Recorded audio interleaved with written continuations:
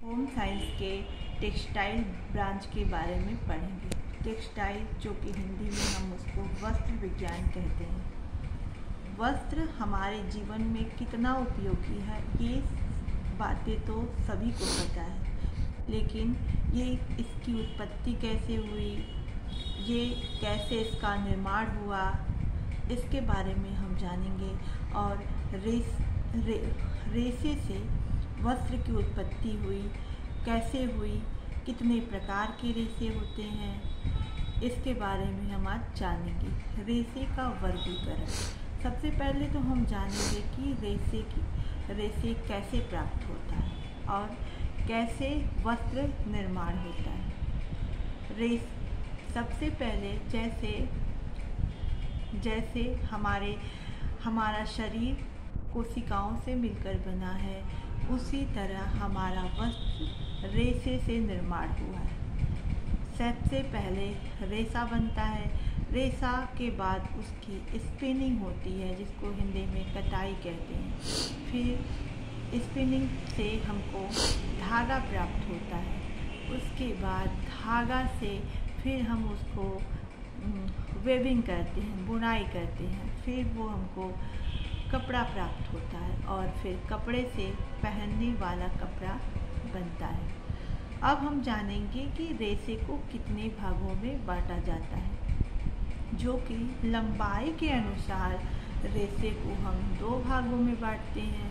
पहला होता है फिलामेंट और दूसरा होता है स्टेपल। जो रेशे लंबे होते हैं उनको हम फिलामेंट कहते हैं और जो रेशे छोटे होते हैं उसको हम स्टेपल कहते हैं। जैसा कि हमने फिलामेंट के बारे में बताया, जिसको हम मीटर में नापते हैं, जिसकी लंबाई को हम मीटर में नापते हैं। और फिलामेंट के बने कपड़े उच्च श्रेणी के कपड़े होते हैं। और स्टेपल, जो कि छोटे रेशे होते हैं, जो कि हम इसको इंच में नापते हैं और इसके बने कपड़े निम्न कोटि के होते हैं।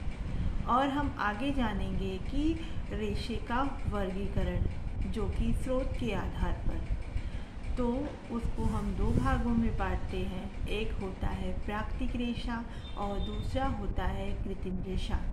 प्राकृतिक रेशे को हम 3 भागों में बांटते हैं। पहला होता है वानस्पतिक रेशा, दूसरा होता है प्राणज रेशा और तीसरा होता है खनिज रेशा।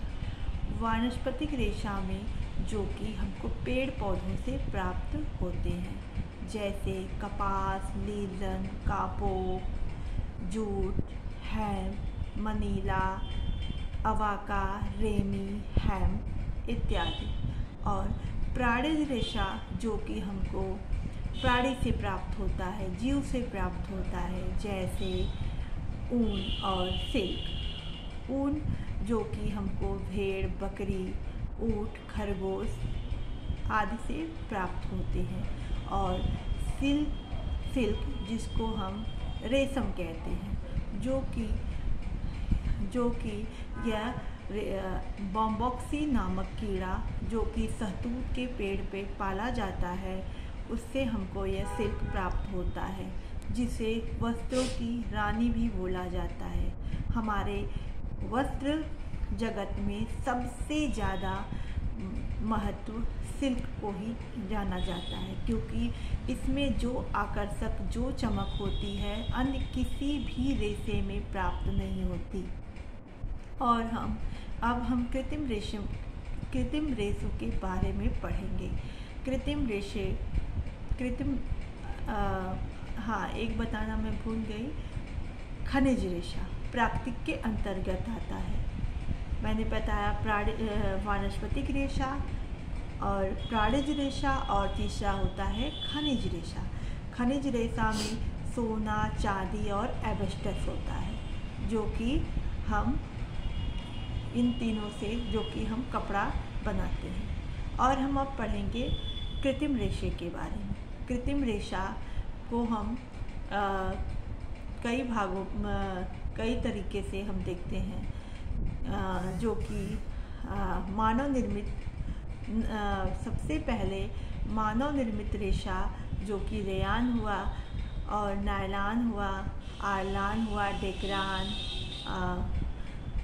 पॉलिस्टर इत्यादि पाए जाते हैं। जो कि रेयान जो कि मानव निर्मित रेशा है, इसको हम केमिकल और कपास के लुगदी को मिलाकर बनाते हैं, जो कि ये रेशा सिल्क का नकल किया गया है और ये इसको कृत्रिम सिल्क बोले जाते हैं। इसका निर्माण इसलिए हुआ क्योंकि हमारे